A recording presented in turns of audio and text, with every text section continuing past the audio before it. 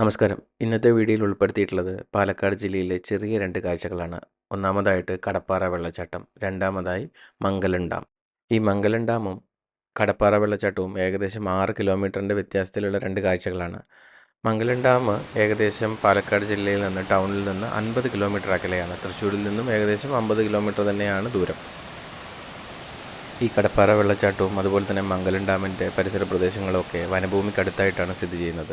അതുകൊണ്ട് തന്നെ പൂർണ്ണമായും ഫോറസ്റ്റിൻ്റെ നിയന്ത്രണത്തിലാണ് ഈ പ്രദേശങ്ങളുള്ളത്.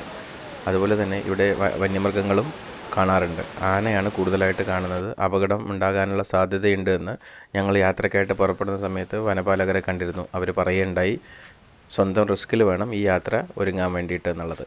അതുപോലെ കടപ്പാറ വെള്ളച്ചാട്ടത്തിൽ എപ്പോൾ വേണമെങ്കിലും വെള്ളം കൂടാനുള്ള സാധ്യതയുണ്ട്, അതുകൊണ്ട് സൂക്ഷിക്കണമെന്നൊക്കെ അവർ മുൻകൂറായി ഞങ്ങളോട് പറഞ്ഞിട്ടുണ്ടായി. ഞാനൊരു പാലക്കാട്ടുകാരനാണെങ്കിൽ തന്നെയും ഞാൻ ഈ കടപ്പാറ വെള്ളച്ചാട്ടത്തിനെ കുറിച്ച് കേട്ടിട്ടേ ഉണ്ടായിരുന്നില്ല. മംഗലം ഡാമിനെ കുറിച്ച് കേട്ടിരുന്നു. അതുപോലെ ഈ സ്ഥലത്തേക്ക് വരുന്ന സമയത്ത് ഇവിടെ ഒരുപാട് കാഴ്ചക്കാരുണ്ടാവുമെന്നൊന്നും ഞാൻ പ്രതീക്ഷിച്ചില്ല. എങ്കിൽ തന്നെയും ഒരു 10-20 ആളുകൾ ഈ കാഴ്ച കാണാനായിട്ട് എത്തിയിട്ടുണ്ട്. പിന്നെ പ്രത്യേകിച്ച് പറയുകയാണെങ്കിൽ വളരെ അധികം ആഴമൊന്നുമില്ലാത്ത ഒരു പൂള് പോലെയുള്ള ഒരു സ്ഥലമാണ് ഇതിൻ്റെ താഴ്വശത്തുള്ളത്. മഴവെള്ളമില്ല, അല്ലെങ്കിൽ വെള്ളം കൂടുതലൊന്നും ഇല്ലെങ്കിൽ നന്നായിട്ട് ആസ്വദിക്കാൻ പറ്റുന്ന ഒരു വെള്ളച്ചാട്ടമാണ്. ഈ കടപ്പാറ വെള്ളച്ചാട്ടം മഴക്കാലങ്ങളിലാണ് കൂടുതൽ സജീവമായിട്ട് കാണാറുള്ളത്. വേനൽക്കാലങ്ങളിൽ അധികം വെള്ളമില്ലാത്ത ഒരു ചെറിയ നീരൊഴുക്കായിട്ട് കാണാറാണ് പതിവ്. പക്ഷേ താഴെയുള്ള വെള്ളക്കെട്ട്, അതുപോലെ പൂള് പോലെയുള്ള വെള്ളക്കെട്ട് അതുപോലെ തന്നെ കാണും. ഈ കടപ്പാറ വെള്ളച്ചാട്ടം ആൾതാമസമുള്ള ഏരിയയിൽ നിന്ന് അധികം ഒന്നും ദൂരമില്ലാത്ത ഒരു സ്ഥലത്താണുള്ളത്. എങ്കിൽ തന്നെയും അപകട സാധ്യത ഒട്ടും കുറവല്ല എന്ന് വേണം പറയാൻ. കാര്യം എന്താണെന്ന് വെച്ച് കഴിഞ്ഞാൽ മഴക്കാലങ്ങളിൽ മുകളിൽ നിന്ന് വരുന്ന വെള്ളത്തിൻ്റെ അളവിനെക്കുറിച്ച് നിശ്ചയമില്ല. അതുപോലെ തന്നെ മുകളിൽ നിന്ന് പാറയോ കല്ലോ മരമോ ഒക്കെ വീഴാനുള്ള സാധ്യത നിലനിൽക്കുന്നുണ്ട്.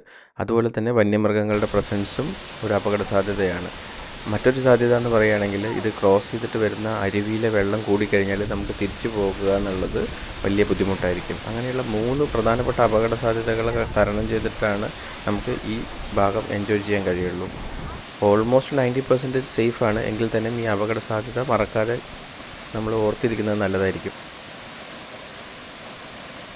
ഇങ്ങോട്ട് വരുമ്പോൾ ശ്രദ്ധിക്കേണ്ട മറ്റൊരു കാര്യം, ചെരുപ്പ് ഉപയോഗിക്കുന്ന സമയത്ത് റബ്ബർ ചെരുപ്പ് ഉപയോഗിക്കാതിരിക്കുക എന്നുള്ളതാണ്. പറ്റുമെങ്കിൽ ഒരു ട്രക്കിംഗ് ഷൂസ് ഇടുന്നതായിരിക്കും നന്നാവുക. കാര്യം അട്ടയുള്ള പ്രദേശമാണ്, അതുപോലെ സ്ലിപ്പറി ആയിട്ടുള്ള ഏരിയയാണ്. അതുപോലെ തന്നെ ഈ ചെറിയ അരുവി കിടക്കണമെന്ന് പറഞ്ഞല്ലോ, അതൊക്കെ ഈ റബ്ബർ ചെരുപ്പുകൾക്ക് ബുദ്ധിമുട്ടുണ്ടാകും. ഞാനൊരു റബ്ബർ ചെരുപ്പാണ് ഇട്ടിരുന്നത്, അതിൻ്റേതായിട്ടുള്ള ബുദ്ധിമുട്ടും ഉണ്ടായിരുന്നു. പിന്നെ നമ്മൾ ഈ കടപ്പാറ വെള്ളച്ചാട്ടത്തിലേക്ക് പോകുമ്പോൾ അരുവി കഴിഞ്ഞ ഉടനെ ഒരു ഗേറ്റ് ഉണ്ട്. അതായത് ഒരു പ്രൈവറ്റ് പ്രോപ്പർട്ടിയുടെ അകത്തുകൂടെ വേണം നമുക്ക് അകത്തോട്ട് കിടക്കാൻ, അതായത് ഈ കടപ്പാറ വെള്ളച്ചാട്ടത്തിലേക്ക് എത്താൻ.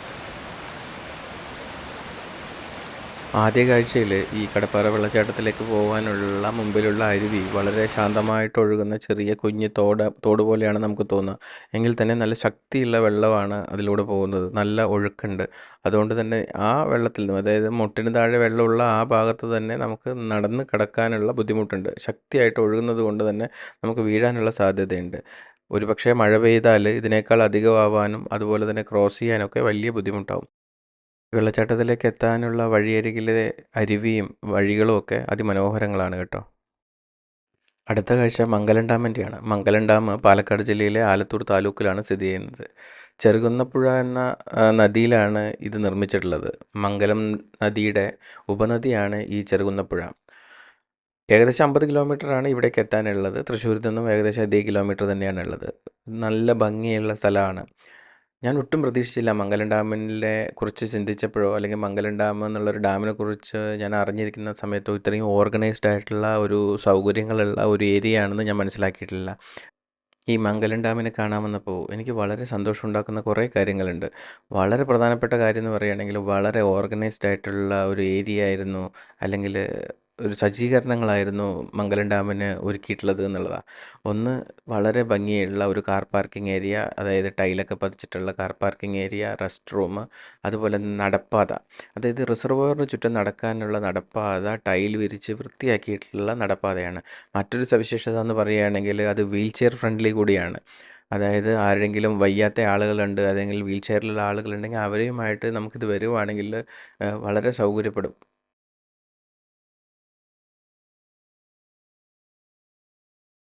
അതുപോലെ തന്നെ കാഴ്ചകളും വളരെ ഹൃദ്യമാണെന്ന് തന്നെ വേണം പറയാൻ. കാര്യം നീണ്ടു കിടക്കുന്ന ഈ ഡാമിൻ്റെ റിസർവോയറിൻ്റെ പിറകിലായിട്ട് കാണുന്ന ഈ ആകാശവും അതുപോലെ തന്നെ മലനിരകളും ഒക്കെ ഒരു ക്യാൻവാസിലെ ചിത്രം പോലെ ഭംഗിയുള്ളതാണ്.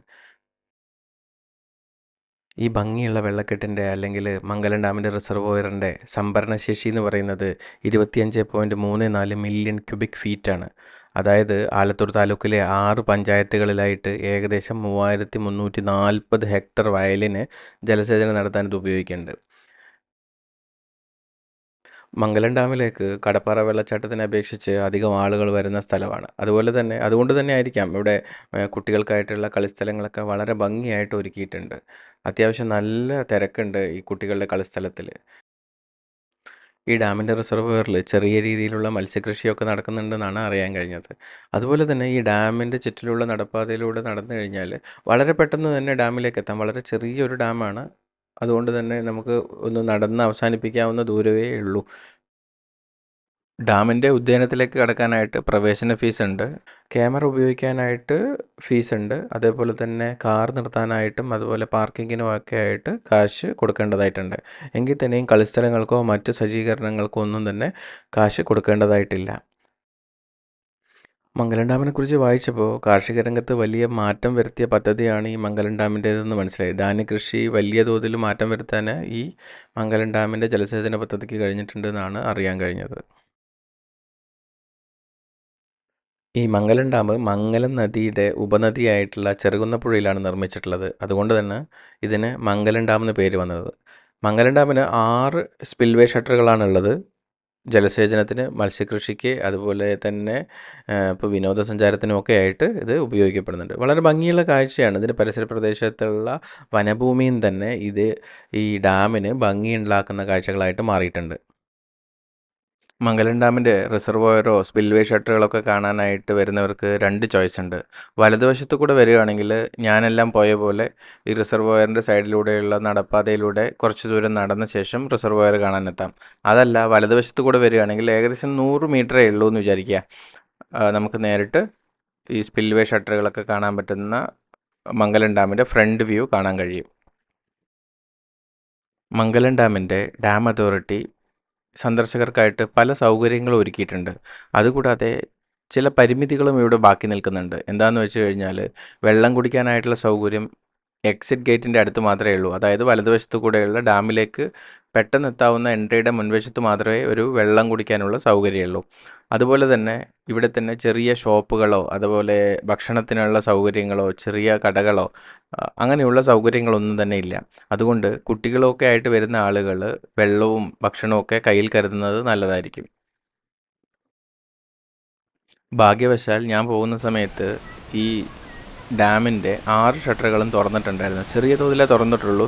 എങ്കിൽ തന്നെ വെള്ളം പോകുന്നത് കാണാൻ ദൂരെ നിന്ന് ഭംഗിയുണ്ടെങ്കിലും അടുത്തെത്തുമ്പോൾ ഒരു ഭീകരത ഫീൽ ചെയ്യുന്നുണ്ട്. വെള്ളത്തിൻ്റെ ശക്തി നമുക്ക് അതിൻ്റെ മുകളിൽ നിൽക്കുന്ന സമയങ്ങളിൽ മനസ്സിലാവുന്നുണ്ട്. വളരെ ശക്തിയായിട്ടാണ് വെള്ളം തെറിച്ചു പോകുന്നത്. മംഗലം ഡാം ഒരു എർത്ത് ഡാമാണ്. എർത്ത് ഡാമിനെ കുറിച്ച് ഞാൻ മനസ്സിലാക്കുന്നത് വെള്ളപ്പൊക്ക സമയത്ത് പെരിയാറിനെക്കുറിച്ചുള്ള വാർത്തകളൊക്കെ മനസ്സിലാക്കിയ സമയത്താണ് ഇങ്ങനെയുള്ള കാര്യങ്ങളും കൂടെ അറിയാൻ കഴിഞ്ഞത്. ഈ എർത്ത് ഡാമിന് പ്രധാനപ്പെട്ട 5 ഭാഗങ്ങളുണ്ട്. Core, shell, top crest, upstream, പിന്നെ ഡൗൺ സ്ട്രീം. കോർ എന്നുള്ള ഭാഗമാണ് യഥാർത്ഥ അണക്കെട്ടിൻ്റെ സ്ട്രെങ്ത് ഉള്ള ഭാഗം. ഷെല്ലെന്ന് പറഞ്ഞാൽ യഥാർത്ഥ സ്ട്രക്ചറിന് പുറം വശത്തായിട്ട് കല്ല് കൊണ്ട് സിമെൻറ്റ് ചെയ്ത് പ്ലാസ്റ്റർ ചെയ്തിട്ട് ഭംഗിയാക്കി വെച്ചിട്ടുള്ള ഭാഗത്തിനെയാണ് ഈ ഷെല്ലെന്ന് പറയുന്നത്. ഷെല്ലിന് ചുമ്മാ പുറം ഭാഗത്തിന് ഭംഗി മാത്രമാക്കുന്ന ജോലി മാത്രമല്ല ഉള്ളത്, അതാണ് ഡാമിന് കരുത്ത് കൊടുക്കുന്ന ഒരു ഭാഗം. പിന്നെ അതുപോലെ ടോപ്പ് ക്രസ്റ്റ് എന്ന് പറഞ്ഞു കഴിഞ്ഞാൽ പരിശോധനയ്ക്കും അതുപോലെ തന്നെ റോഡായിട്ടും അല്ലെങ്കിൽ ഡാമിൻ്റെ ഷട്ടറുകളുടെ പ്രവർത്തനത്തിനൊക്കെ വേണ്ടി ഉപയോഗിക്കുന്ന ഭാഗമാണ് ഈ ടോപ്പ് ക്രസ്റ്റ്. ഈ ടോപ്പ് ക്രസ്റ്റിൻ്റെ ഭാരം ഈ ബിൽഡിങ്ങിൻ്റെ അല്ലെങ്കിൽ ഈ ഡാമിൻ്റെ ബലം കൂട്ടും. അതുപോലെ അപ്സ്ട്രീം, ഡൗൺ സ്ട്രീം എന്ന് പറഞ്ഞിട്ടുള്ള 2 സ്ലോപ്പുകളുണ്ട്. ഈ അപ്സ്ട്രീം എന്ന് പറഞ്ഞു കഴിഞ്ഞാൽ ഡാമിൻ്റെ മുൻവശത്ത് നിന്ന് നോക്കുമ്പോൾ കാണാം ഈ ഡാമിൻ്റിനോട് സ്ലോപ്പായിട്ട് മൺതിട്ട ഉണ്ടാക്കിയിട്ട് ഈ ഇതിനൊരു താങ്ങ് കൊടുത്ത പോലെ നിർത്തിയിട്ടുണ്ടാവുക. അതുപോലെ തന്നെ ഡൗൺ സ്ട്രീം, അത് നമ്മൾ വെള്ളത്തിൻ്റെ അകത്തായിരിക്കും. ആ ഭാഗം നമ്മൾ കാണുന്നില്ല. ഈ ഭാഗങ്ങളെല്ലാം ചേർന്ന് ഡാമിന് ബലം കൂട്ടുന്ന ഏരിയകളാണ്. ഇതെല്ലാം ചേർന്നിട്ടുണ്ടായിട്ടുള്ള ഡാമിനെയാണ് എർത്ത് ഡാം എന്ന് പറയുക. അത് പ്രകൃതിദത്തമായിട്ടുള്ള കല്ല്, മണ്ണ്, സിമൻറ്റ് അങ്ങനെയുള്ള കാര്യങ്ങൾ ഉപയോഗിച്ച് ഉണ്ടാക്കുന്ന ഡാമും കൂടിയാണ്. ഇത്തരം എർത്ത് ഡാമുകൾ നിർമ്മിക്കാനുള്ള പ്രധാനപ്പെട്ട കാരണം നിർമ്മാണ ചെലവ് കുറവാണെന്നുള്ളതാണ് ഒരു കാര്യം. 2, ചെറിയതായിട്ടുള്ള ജലസേചന പദ്ധതികൾക്ക് ഇത്തരം ഡാമുകൾ തന്നെയാണ് അഭികാമ്യം. രണ്ടാമത്, ഇത്തരം ഡാമുകൾ നിർമ്മിക്കാനായിട്ടുള്ള വസ്തുക്കൾ പരിസരത്ത് നിന്ന് ലഭിക്കും. പിന്നെ പരിപാലനവും വളരെ സങ്കീർണമല്ല എന്നുള്ളതും ഇത്തരം ഡാമുകളുടെ നിർമ്മാണത്തിന് പ്രധാനപ്പെട്ട കാരണമാണ്. ഇതിൻ്റെ പരിമിതി എന്താണെന്ന് വെച്ച് കഴിഞ്ഞാൽ, ഇത്തരം ഡാമുകൾ മണ്ണൊലിപ്പ് സാധ്യതയുള്ള സ്ഥലങ്ങളിൽ ബുദ്ധിമുട്ടാണ്.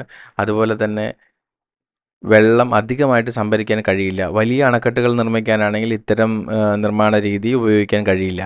ഇതൊക്കെയാണ് ഇതിൻ്റെ പരിമിതികൾ. എങ്കിൽ തന്നെയും ചെറിയ ജലസേചന പദ്ധതികൾക്ക് വളരെ വളരെ ഉപയോഗപ്രദവും ചെലവ് കുറഞ്ഞതുമായിട്ടുള്ള രീതിയാണ് ഈ എർത്ത് ഡാമുകൾ. സ്പിൽവേയുടെ മുകളിലൂടെ നടന്നാൽ, അതായത് ടോപ്പ് ട്രസ്സിലൂടെ നടന്നു കഴിഞ്ഞാൽ നമ്മൾ ഡാമിൻ്റെ ഓപ്പോസിറ്റ് സൈഡ് എത്തും. ഈ ഓപ്പോസിറ്റ് സൈഡും നമ്മൾ നേരത്തെ കണ്ട അതേപോലെ തന്നെയുള്ള ചെറിയ ഒരു പ്ലേ ഏരിയയും ഒരു ആംഫി തിയേറ്ററുമാണ് ഉള്ളത്. ലെഫ്റ്റ് സൈഡ് ഡാമിൻ്റെ ഇടതുവശത്തുള്ള ഭാഗത്ത് ആംഫി തിയേറ്റർ ഇല്ല, പക്ഷേ വലതുവശത്തുള്ള മറ്റേ റെസ്റ്റിംഗ് സ്പേസിൽ വലിയൊരു ആംഫി തിയേറ്റർ ഉണ്ട്. ആംഫി തിയേറ്ററിൽ ഏകദേശം ഒരു 500 മുതൽ 1000 പേരെയൊക്കെ ഉൾക്കൊള്ളാൻ പറ്റുന്ന തരത്തിലുള്ള വലിപ്പമുണ്ട്. അതുപോലെ അവിടെ പ്രത്യേകിച്ച് സ്റ്റേജ് ഒന്നുമില്ല, എങ്കിൽ തന്നെയും ഒരു സ്റ്റേജ് ക്രിയേറ്റ് ചെയ്യാനോ അല്ലെങ്കിൽ ഒരു പ്രോഗ്രാം നടത്താനോ ഒന്നും വലിയ ബുദ്ധിമുട്ടില്ലാത്ത വിധം അത്ര വിശാലമായിട്ടുള്ള ഒരു ഏരിയയാണ്. ഇത്രയുമാണ് ഡാമിൻ്റെ കാഴ്ച എന്ന് പറയാൻ എനിക്ക് തോന്നുന്നില്ല. കാര്യം, ഈ ഡാമിലേക്ക് എത്തുന്ന വഴിയിൽ ഒരു നിബിഡ വനമുണ്ട്. അതായത് ആരും നിർമ്മിച്ചതൊന്നുമല്ല, ഡാമിൻ്റെ ചുറ്റുപ്രദേശത്തിലുള്ള ഈ ചെറിയ ഭാഗത്ത് കൂടി വളർന്ന വനമാണ്. ആ വനത്തിലെ മരങ്ങളും ചെടികളും കിളികളും ഒക്കെ ആയിട്ട് വളരെ മനോഹരമായിട്ടുള്ളൊരു അന്തരീക്ഷമാണ്. ഞാൻ ഈ കെട്ടുപിണഞ്ഞ് കിടക്കുന്ന മരങ്ങൾക്കും ചെടികൾക്കും വള്ളികൾക്കും ഇടയിലൂടെ കുറച്ചു ദൂരം നടന്നു. കുറേയധികം പക്ഷികളും ചെറിയ ചീവീടുകളും ചെറിയ ഷഡ്പദങ്ങളും പൂമ്പാറ്റകളൊക്കെ ആയിട്ട് വളരെ രസമുള്ള കാഴ്ചകളാണ്. നമ്മളൊന്ന് കണ്ണടച്ച് കാതോർത്താൽ നമ്മൾ സിനിമയിൽ കേൾക്കുന്ന വനത്തിൻ്റെ ശബ്ദം, അതുമല്ലെങ്കിൽ നമ്മൾ പണ്ട് കേട്ട് പരിചയമുള്ള പല ജീവികളുടെയും ശബ്ദം, പല കിളികളുടെയും ശബ്ദം, ചീവീടിൻ്റെ ശബ്ദം, അങ്ങനെ നമ്മൾ കേട്ട് പരിചയമുണ്ടായിരുന്നുള്ള കുറേ ശബ്ദങ്ങൾ, ഇന്ന് മറന്നുപോയിട്ടുള്ള കുറേ ശബ്ദങ്ങൾ ഈ വനത്തിൽ നിന്ന് കേൾക്കാൻ കഴിയും. വളരെ രസകരമായിരുന്നു ആ കാഴ്ചയും ആ ശബ്ദങ്ങളും ഒക്കെ. ഞാൻ കുറച്ച് നേരം അവിടെ നിന്നിട്ടാണ് ഞാൻ മടങ്ങിപ്പോയത്. ഇനി ആകെ 5 മിനിറ്റിൻ്റെ ദൂരമേ ഉള്ളൂ നമ്മുടെ എക്സിറ്റ് ഗേറ്റിലേക്ക്. ഇത്രയും കാഴ്ചകളോടുകൂടി ഈ മംഗലം ഡാമിൻ്റെ കാഴ്ചകൾ അവസാനിക്കുന്നു. നന്ദി. അടുത്ത വീഡിയോയിൽ കാണാം. Thank you.